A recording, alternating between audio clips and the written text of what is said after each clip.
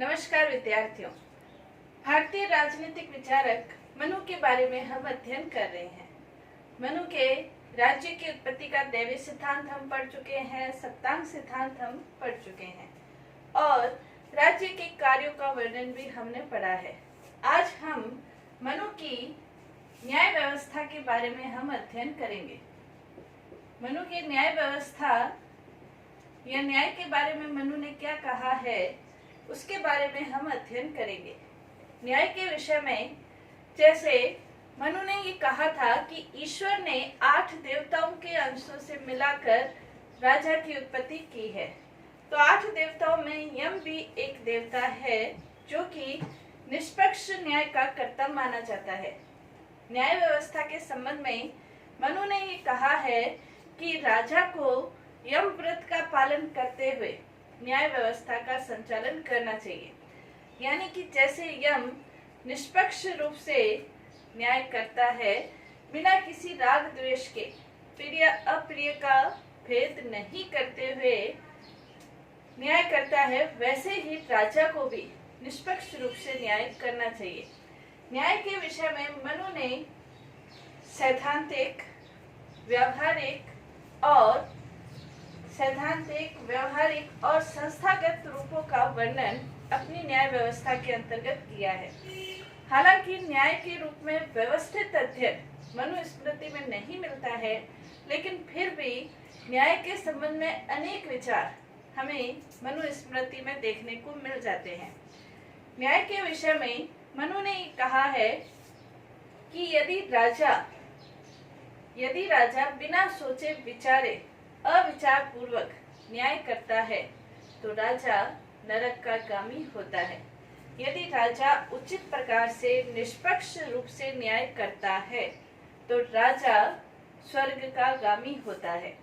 जिस राज्य में न्याय के क्षेत्र में प्रजा सुखी है और प्रजा को ये लगता है कि हमें न्याय जरूर मिलता है या न्याय के लिए वो राजा को सही मानती है, उचित मानती है, तो वो राजा, उस राजा की इस लोक में तो कीर्ति होती है, लेकिन परलोक में भी वो यश कीर्ति ग्रहण करता है, परलोक में भी वो स्वर्ग जाता है।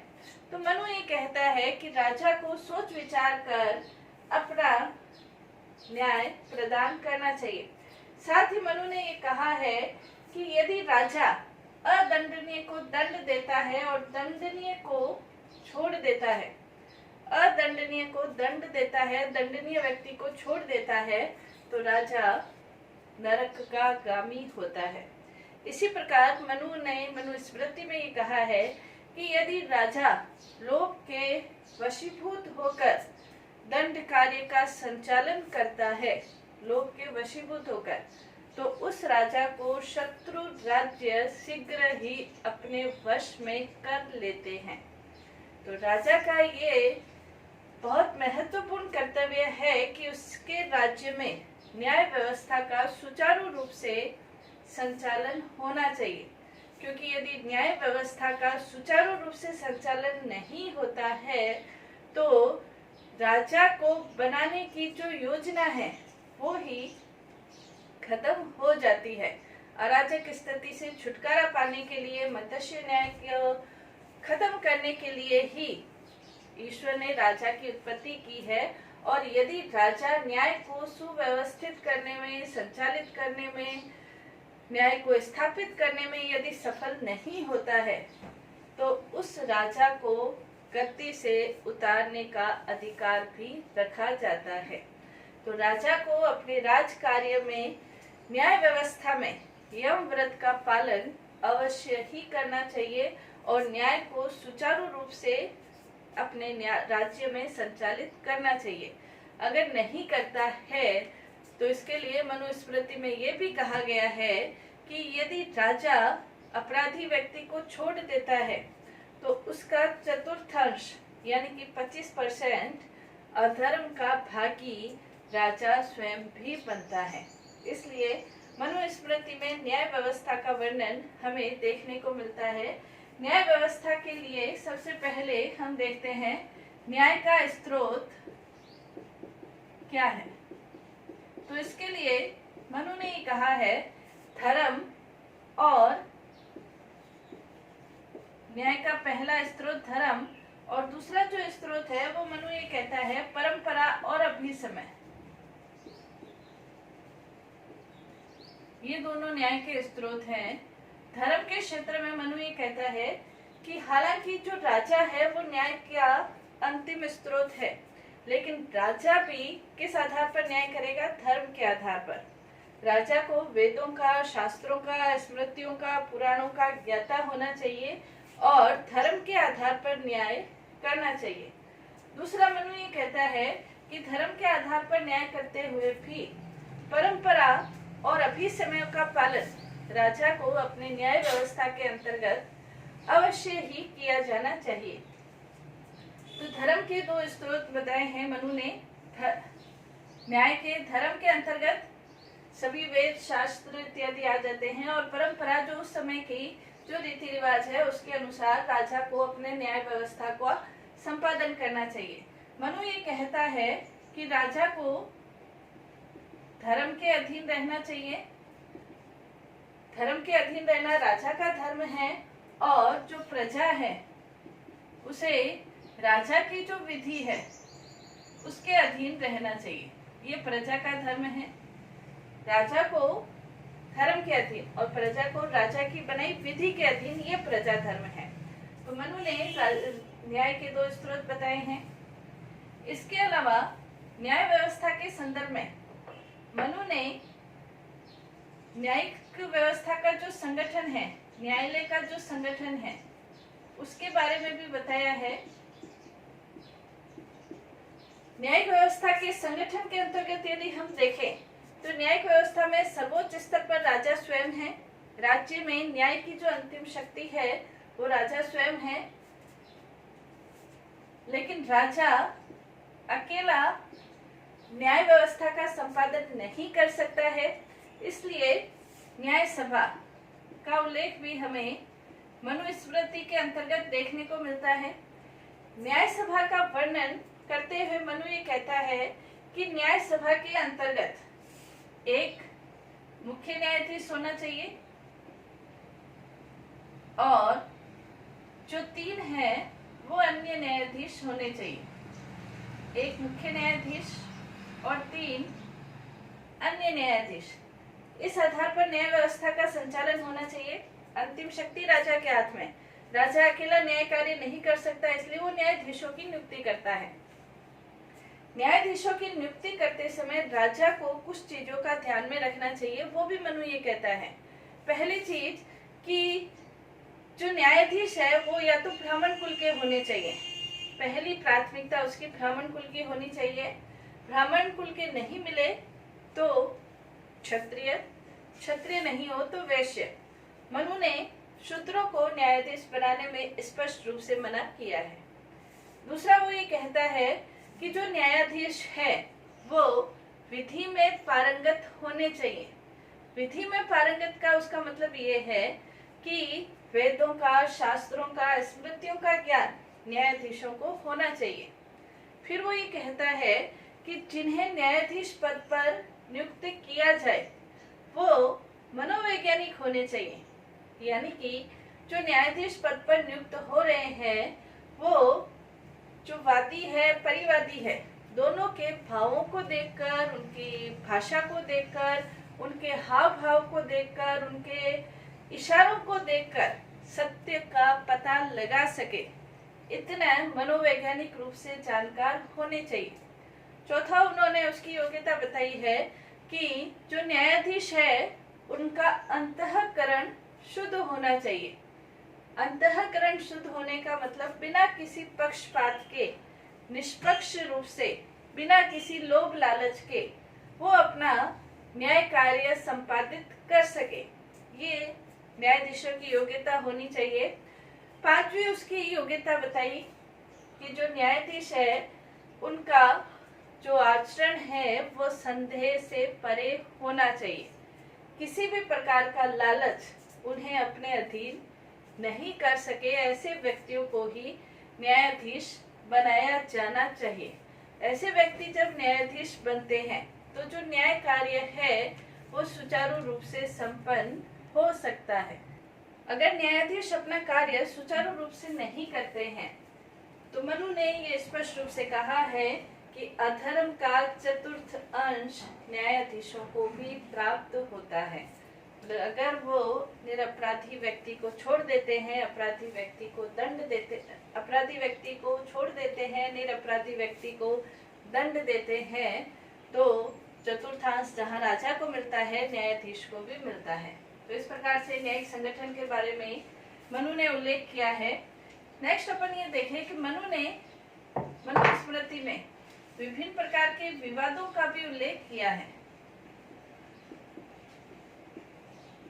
कौन कौन से विवाद उत्पन्न हो सकते हैं उसका वर्णन भी मनु अपनी मनु स्मृति के अंतर्गत करता है। हालांकि कौटिल्य ने दीवानी और फौजदारी दो भागों में न्यायालय का वर्णन किया है, लेकिन मनु ने विभिन्न प्रकार के विवादों का उल्लेख किया है। हालांकि विवादों के संबंध में दीवानी विवाद, फौजदारी विवादों का उल्लेख किया है।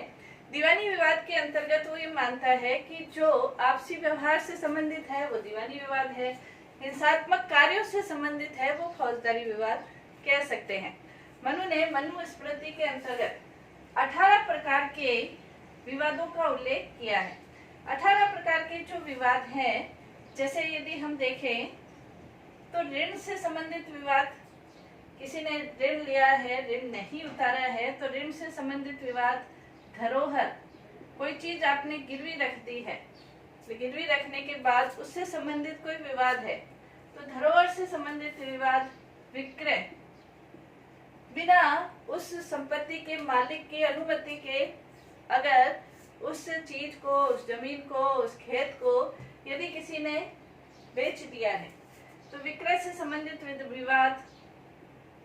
दो सदस्यों की आपसी साझेदारी है, पार्टनरशिप है, उसके संबंधित विवाद। साझेदारी से संबंधित विवाद। किसी ने कोई चीज दान दी है, वापस वो लेना चाहता है तो दान से संबंधित विवाद। मजदूरी न देना, दासों की, मजदूरों की, किसानों की कुछ मजदूरी बनती है, यदि वो नहीं देते हैं तो उससे संबंधित विवाद की स्थिति उत्पन्न हो जाती है। इसी प्रकार चोरी है, डाका है, इससे संबंधित विवाद भी उत्पन्न हो सकते हैं। इसी प्रकार मनु ये कहता है दंड पौरुष्य, यदि आपने शारीरिक रूप से किसी को चोट पहुंचाई है तो उससे संबंधित विवाद। वाक पौरुष्य, यानी कि यदि बोलचाल से यदि आपने किसी को चोट पहुंचाई है तो वाक पौरुष्य से संबंधित विवाद उत्पन्न हो सकते हैं। अनैतिक संबंध, इनसे संबंधित विवाद। अपने दायित्वों का निर्वाह, कोई व्यक्ति, कोई रिश्ता, पुत्र अपने दायित्व नहीं निभाता या पति पत्नी नहीं निभाते, ये जो स्वामी है वो नहीं निभाते, मंत्री नहीं निभाते, उससे दायित्व से संबंधित विवाद। धन संपत्ति से संबंधित, धन संपत्ति किसको प्राप्त होगी, किसको नहीं प्राप्त होगी, उससे संबंधित विवाद। जुआ कोई खेलता है, उससे संबंधित विवाद। तो ये विभिन्न प्रकार के विवादों का उल्लेख मनु ये करता है। और मनु ने ये भी कहा है चोरी, डाका, लूट, इससे संबंधित, सीमा से संबंधित विवाद, सीमा से संबंधित विवाद उत्पन्न हो जाते हैं। तो इन विभिन्न प्रकार के विवादों का उल्लेख मनु अपनी मनु स्मृति के अंतर्गत करते हैं। और विवादों का निपटारा करने के लिए क्या किया जाए तो उसके लिए भी मनु ने पूरी दंड व्यवस्था का उल्लेख अपनी मनु स्मृति के अंतर्गत करता है। किस प्रकार से दंड दिए जाए। दंड व्यवस्था के अंतर्गत मनु ने इसका दोनों ही लाभ बताए हैं। दंड व्यवस्था नैतिक रूप से भी लाभकारी है और व्यावहारिक रूप से भी लाभकारी है। नैतिक रूप से दंड व्यवस्था कैसे लाभकारी है तो इसके लिए मनु ये कहता है कि यदि आपने अपराधी व्यक्ति को दंड दिया है तो नैतिक रूप से वो उस पाप का भागी बनने का जो दंड है वो यही इसी लोक में भोग लेता है, जिससे उसे परलोक में दंड भोगने से वो बच जाता है। दूसरा, यदि अपराधी व्यक्ति को दंड मिल जाता है, जो दूसरे व्यक्ति हैं, समाज के अंतर्गत जो दूसरे व्यक्ति हैं, वो भी अपराध करने से बच जाते हैं, तो समाज में नैतिकता की स्थापना होती है। फिर उसने ये बताया है कि यदि अपराधी व्यक्ति को दंड मिलता है, तो जो अपराध के स्वरूप उसको दंड मिला है, तो उसके कारण वो नेक्स्ट अपराध भी नहीं करता है, जिसके कारण भी नैतिकता के रूप में वो आगे बढ़ता है। समाज के रूप में व्यवहारिक रूप से भी दंड व्यवस्था इसलिए महत्वपूर्ण है क्योंकि समाज के अंतर्गत व्यवहारिक रूप से समाज में सुव्यवस्था की स्थिति उत्पन्न रहती है, समाज शांतिपूर्वक रहता है और समाज में व्यवस्था बनी रहती है। जो राजा का प्रयोजन है, जो नैतिक प्रयोजन है, वो सिद्ध रहता है। इसलिए नैतिक और व्यवहारिक रूप से दंड व्यवस्था समाज के लिए, व्यक्ति के लिए और राजा के स्वयं के लिए भी उपयोगी है। दंड के मनु ने ये बताया है कि जो दंड व्यवस्था है वो उसकी जो धारणा है, दंड की जो धारणा है वो 3 आधारों पर आधारित होनी चाहिए: निवारक, प्रतिकारात्मक और सुधारात्मक। जो दंड का आधार है वो 3 आधारों पर होना चाहिए। निवारक दंड व्यवस्था का मतलब यह है कि राज्य के अंतर्गत जो अपराध है उसका निवारण किया जाए। अपराध का निवारण कैसे होगा? तो उसके लिए मनु ये कहता है कि राज्य के अंतर्गत जिस अपराधी को दंड दिया जाए तो उसका दंड इस प्रकार का हो कि दूसरे व्यक्ति अपराध करने का साहस नहीं कर सके, यानी कि राज्य में दंड का, ये अपराध का निवारण हो। दूसरा प्रतिकारात्मक।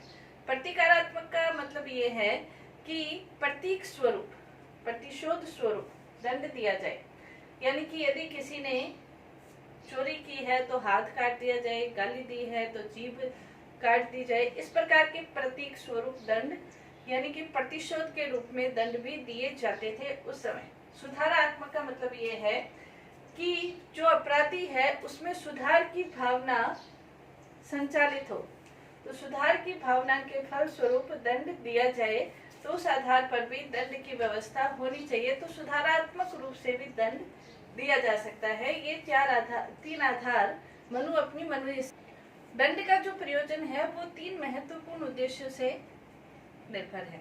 पहला है कि अपराधी को शुद्ध किया जाए। दंड के जो प्रयोजन है उसमें हम कह सकते हैं कि अपराधी को शुद्ध करने के लिए दंड दिए जाते हैं। दूसरा जो इसका प्रयोजन है, व्यक्ति को सही राह पर अग्रसर करने के लिए दंड दिए जाते हैं, सही राह पर अग्रसर करने के लिए। तीसरा जो इसका प्रकार है, समाज में व्यवस्था, सुव्यवस्था स्थापित करने के लिए। और चौथा इसका उद्देश्य है शांति की स्थापना के लिए दंड दिए जाते हैं। तो ये दंड का प्रयोजन है महत्वपूर्ण रूप से। नेक्स्ट इसके अंतर्गत है कि दंड के क्या प्रकार हैं। मनु ने अपनी मनु स्मृति के अंतर्गत दंड के 4 प्रकार बताए हैं। पहला है वाक दंड, दूसरा है थिक दंड, तीसरा है धन दंड या अर्थ दंड, और चौथा है बद्ध दंड। इसके अलावा भी और भी दंड के प्रकार मिलते हैं। जैसे वाक दंड का मतलब ये है कि किसी को बोलकर, किसी को समझाकर आप उसको दंड दो। जैसे सबके सामने किसी को कुछ कह दिया, तो ये भी एक दंड का प्रकार है। थिक दंड का मतलब जैसे सबके सामने किसी को धिक्कारना कि तूने ये कार्य किया है, ये कितना धिक्कार के योग्य है, तो धिक्कारना ये भी दंड का प्रकार है। अर्थ दंड यानी कि जुर्माना लगाना, ये भी अर्थ दंड के अंतर्गत है। जैसे किसी ने चोरी की या फसलों को नुकसान पहुंचाया या किसी का नुकसान किया अर्थ के क्षेत्र में, या झूठी गवाही दी या राज्य के क्षेत्र में कोई ऐसा कार्य किया, तो ये अर्थ दंड के अंतर्गत आता है।